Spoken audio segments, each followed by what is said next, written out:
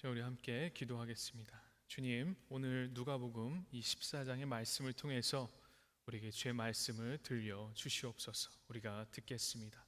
예수 그리스도의 이름으로 감사하며 기도합니다. 아멘. 우리 좋으신 주님의 은총과 평화가 이 시간 함께 하신 여러분 모두에게 있으시기를 빕니다. 여러분, 오늘 말씀에서는요, 예수님께서 바리새파 지도자 사람 한가운데 식사를 하러 그 집에 들어가셨습니다.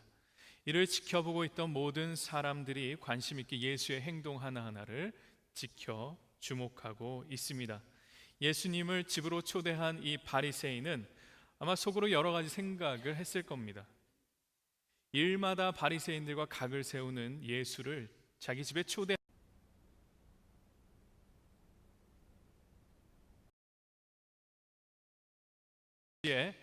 예수라는 당대의 가장 핫한 이슈를 몰고 다니는 스타를 자신의 집으로 초대함으로써 자신이 갖게 될 명예도 생각을 했을 것입니다. 어떤 모임의 주최자가 손님들을 초대하고 파티를 주관하게 되면 손님들도 그곳에 초대가 됨으로써 명예가 올라가게, 파티의 주최자의 명예가 올라가게 됩니다. 이런저런 힘있고 유력한 사람들을 초대할 수 있다는 것만으로도 자신의 사회적인 위치를 드러낼 수 있는 하나의 지표가 될 수 있으니 말입니다. 제가 예를 하나 들어보겠습니다. 이건 그냥 예입니다. 이것만 나중에 기억하시면 안 돼요. 그 오바마 전 대통령이 생일이 되어서 본인 집에 여러분들을 초대했어요.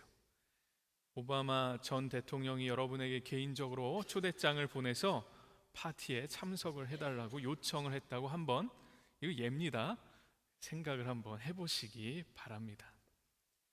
사회적으로 저명한 이런 명사의 파티에 초대된 여러분이 여러분의 명예가 올라가고 영광스러운 일이 되겠지요. 파티에 참석해서 재밌게 즐기다가 여러분에게 한 아이디어가 떠올랐어요. 다음 달에 있을 여러분의 생일에 오바마 대통령 대회를 초대하기로 한 것이죠. 여러분이 라구나 비치에 별장이 있는데 그 별장에서 파티 준비를 해야겠다고 결심을 했습니다. 그리고 그 파티를 이렇게 쭉 돌아보면서 힘있고 유력한 사람들, 알아두면 도움이 되겠다 싶은 사람들을 또 초대해야겠다고 마음을 먹습니다.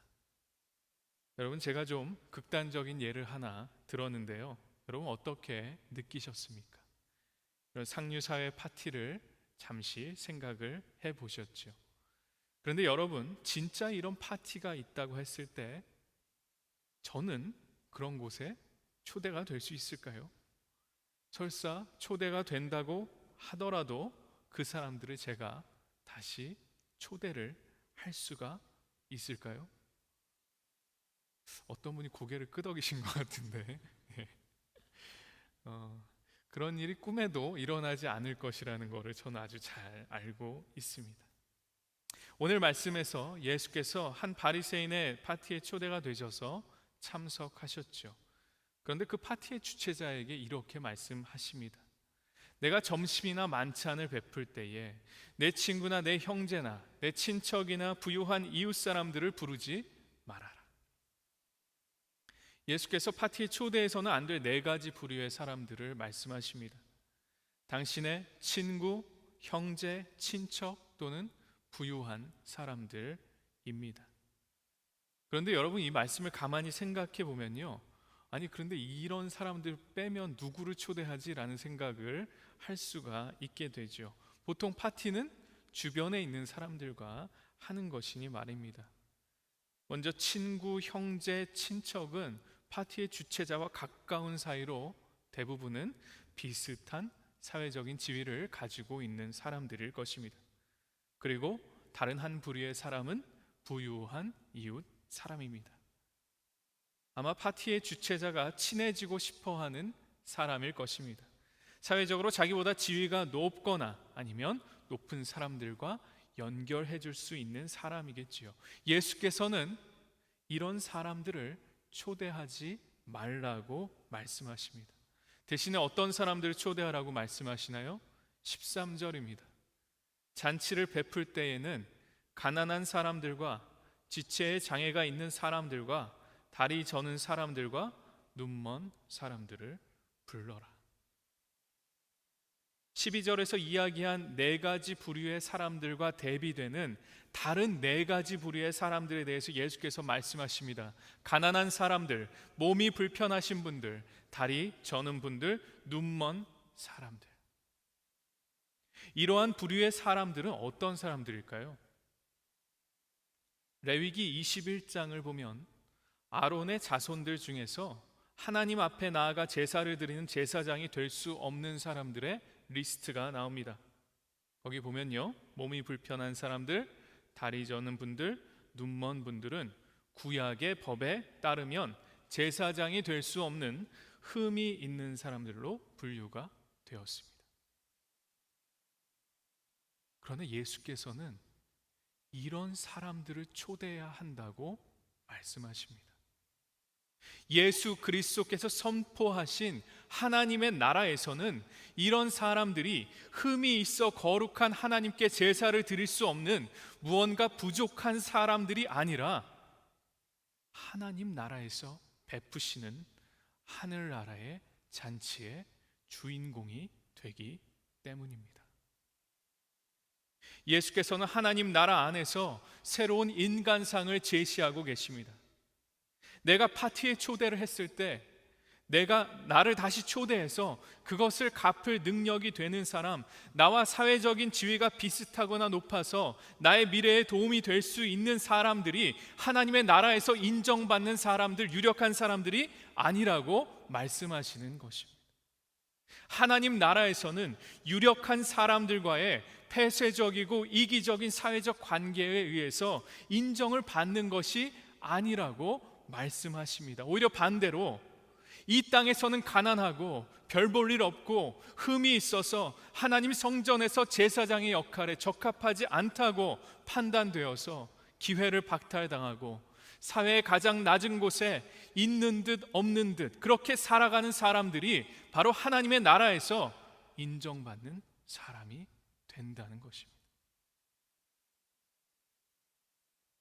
사회적인 지위랄 것이 없는 사람들, 이 땅에서는 고생만 하면서 낙이랄 것이 없는 듯 그렇게 어렵고 힘겨운 인생을 살아가는 것처럼 보이는 사람들, 오직 믿고 의지할 곳이 하나님밖에 없는 사람들, 잘난 것이 없고 평범하게 하루하루의 인생을 바쁘게 살아내는 그런 사람들, 마음 편하게 풍성한 그런 식탁에 한번 앉기 힘든 사람들, 이런 사람들이 하나님의 인정을 받는 사람들이 될 것이라 예수께서 말씀하고 계십니다. 여러분, 우리 14장 7절 말씀을 같이 한번 볼까요? 7절 이하에 보면 다른 비유를 하나 말씀하고 계세요. 예수께서 초청받은 그 자리에 가서 식사를 하실 때에 그 자리에 초대를 받은 사람들이 윗자리를 먼저 골라 잡아 앉는 것을 보시고 비유로 말씀하셨습니다. 8절입니다. 내가 누구에게 혼인잔치에 초대를 받거든 높은 자리에 앉지 말아라. 그리고 뒤에 보면요, 뭐라고 말씀하시냐면 가서 맨 끝자리에 앉아라. 예수께서 가르치신 이 비유가 식사 자리에서 창피를 당하지 않는 기술 또는 욕먹지 않는 사회적 처신의 방법, 이런 것을 알려주기 위한 것일까요? 유대인들이 식사 시에 지켜야 할 예절에 대해서 가르치기 위해서 이 비유를 예수께서 말씀하신 것일까요? 아니면 이 말씀은 무엇을 의미하는 것이겠습니까? 그 목적을 알기 위해서 유대인들의 삶에서 매우 중요한 위치를 차지하고 있었던 문화적인 부분에 대해서 알아볼 필요가 있습니다. 여러분, 유대인들에게 식사는 매우 중요한 의미를 지니고 있었습니다. 그것이 그들의 정결 의식과 직접적으로 관련이 있었기 때문입니다. 유대인들은 그들이 먹어도 되는 음식과 먹으면 안 되는 음식의 구분이 확실히 있었지요. 전통적인 유대인들은 이 음식 정결 예법을 요즘에도 중요하게 생각하고 지키고 있습니다. 여러분, 누가복음 5장 27절 이하를 보면요, 예수님께서 제자 중 하나였던 레위를 부르시는 장면이 등장합니다. 레위는 로마 제국을 위해서 일하는 세리였습니다. 우리가 잘 알고 있듯이 당시 세리는 민족의 반역자로 여겨졌고 상종해서는 안 될 죄인으로 취급당했습니다. 그런데 예수님께서 레위를 보시고 당신 나를 따르라고 명하셨습니다. 레위는 그 즉시 모든 것을 버려두고 예수를 따랐습니다. 그래서 레위가 예수님과 다른 제자들을 위해서 본인의 집에서 큰 잔치를 베푸는 장면이 나옵니다. 레위의 친구들이었던 다른 세리들과 레위가 초대한 사람들이 예수님과 함께 앉아서 레위의 집에서 먹습니다. 이를 본 바리새인들과 율법학자들은 이를 탓하며 말했습니다. 어찌하여 당신들은 죄인들과 세리들과 어울려 먹고 마십니까? 바리새인들과 율법학자들이 지적했듯이 율법에 따르면 누구와 먹는가, 또 어디에서 먹는가는 매우 중요한 문제였습니다. 죄인의 집에 들어가서 죄인들과 함께 식사를 한 예수님과 제자들의 행동이 율법에 어긋난다고 본 것이죠. 이뿐 아니라 정결 예법에 따라서 손을 씻는 것도 유대인들에게는 매우 중요했습니다. 마가복음 7장에 보면 바리새인들과 율법학자들이 이 정결 예법을 따라서 손을 씻지 않고 음식을 먹은 제자들을 탓하는 장면이 등장합니다. 바리새파 사람들과 유대 사람들은 이러한 전통을 지켜 규례대로 손을 씻지 않고는 음식을 먹지 않을 뿐만 아니라 시장에 다녀오면 몸을 정결케 하지 않고는 자리에 앉아 먹지를 않았습니다. 여기에 우리가 읽은 오늘 말씀 한 가지를 더하고 있습니다. 식사할 때 식탁에 어디에 앉아서 이해하기가 쉽지요. 미국 사람들은 이해하기가 조금 힘듭니다. 단순한 식탁 같지만, 단순한 테이블 같지만 테이블에는 상석이 있죠. 유대인들의 문화 코드 안에서 누가 상석에 앉는지, 누가 끝자리에 앉는지가 정해져 있었습니다.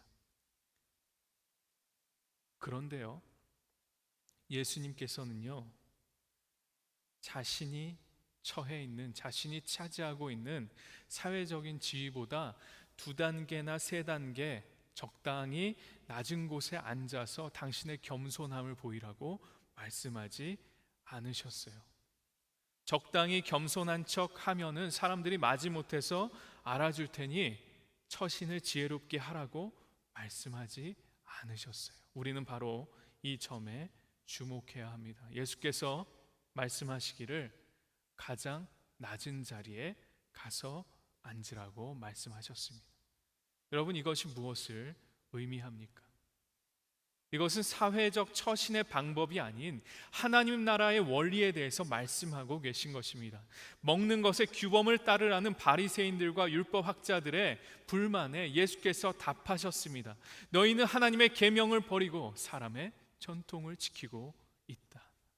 사람의 전통을 지키느라 하나님의 계명, 하나님의 참뜻, 하나님의 창조의 의도, 하나님의 사랑을 잊어버리고 있었던 당시 유대인들을 향해서 예수께서는 하나님의 마음은 이런 것이다라고 일깨워주고 있는 것입니다.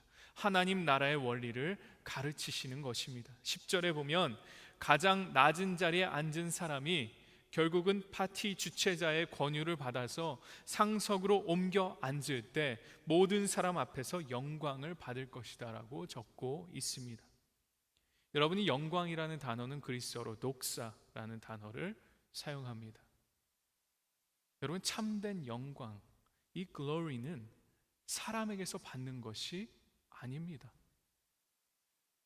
우주적 구원의 축제의 주체자이신 하나님께서만이 우리에게 주실 수 있는 것임을 여러분 기억하시기 바랍니다.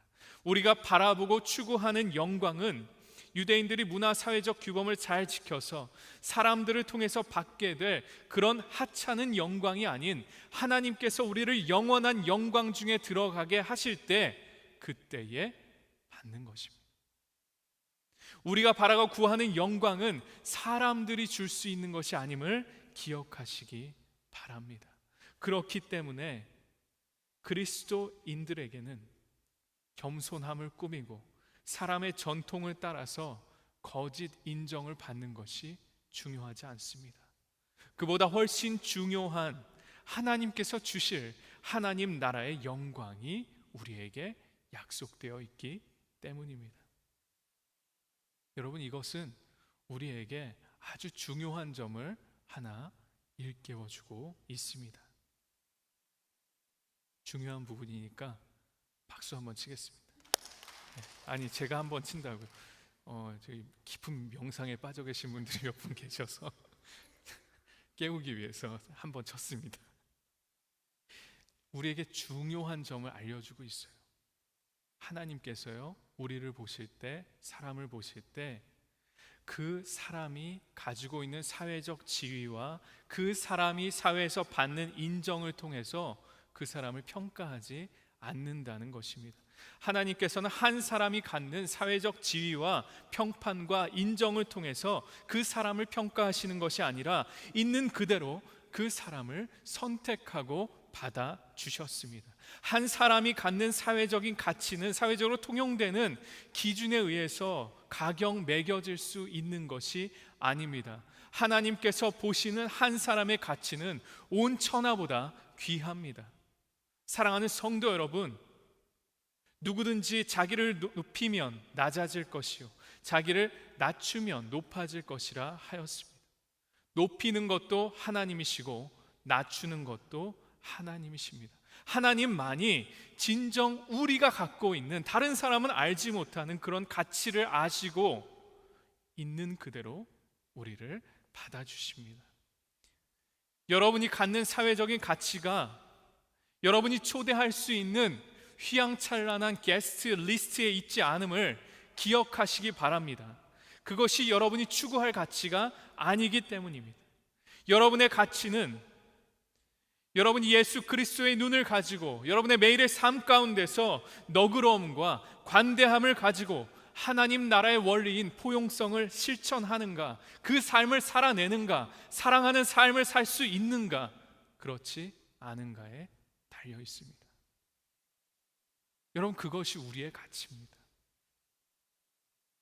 여러분이 갖는 가치는 어떤 자리에서 상석에 앉을 수 있고 권력을 쥘 수 있고 떵떵거리면서 여러분의 힘을 과시하는 그런 자리에 앉는 것과 관련이 없습니다. 여러분, 세상의 원리에 속지 마십시오. 여러분이 갖는 명예는 주어지는 것이지 쟁취하는 것이 아닙니다. 예수 그리스도께서 우리를 부르신 바로 이 테이블은 아무런 차별이 없는 테이블입니다. 모든 사람들을 동등하게 예수 그리스도께서 사랑으로 부르시는 곳입니다. 예수께서는 세리와 성매매 여성들과 함께 그 자리에 앉으셨고 당시 사회의 죄인들과 함께 앉으셨습니다. 갈릴리 지역에 소외된 사람들, 사회의 작은 사람들과 함께 그 자리에 앉으셨습니다. 이름 없는 사람들, 역사책에 한 줄도 기록되어 있지 않는 군중들, 예수를 찾는 그 모두와 예수님은 함께 그 테이블에 앉으셨습니다. 그리고 여러분, 놀라운 일은요, 바리새인들과 율법학자들과도 함께 앉으셨다는 사실입니다. 사랑하는 성도 여러분, 그럼 여러분께서는 오늘 누구와 여러분의 테이블을 나누시겠습니까? 여러분의 삶 가운데서 누구와 함께 앉으시겠습니까? 우리 교회 가운데 그 테이블을 누구와 함께 나누시겠습니까? 자, 우리 함께 오늘 말씀을 생각하면서 기도하는 시간을 갖도록 하겠습니다.